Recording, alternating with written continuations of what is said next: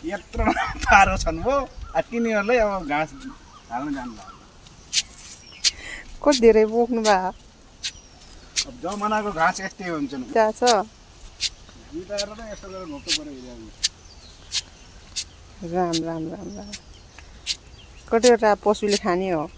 ओ यहाँ बाख्राहरू छन् दुईवटा पारा ऊ पारी पाल्टा छन् क्या यार ओ पारी उहाँ गर्छ तिनलाई खुवाउने हो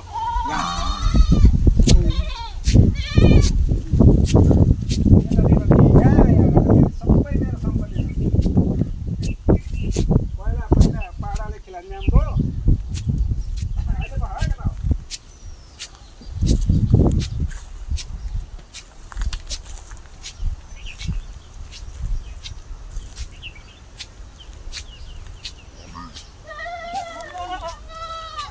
पनि बसा चिनेछ गरायो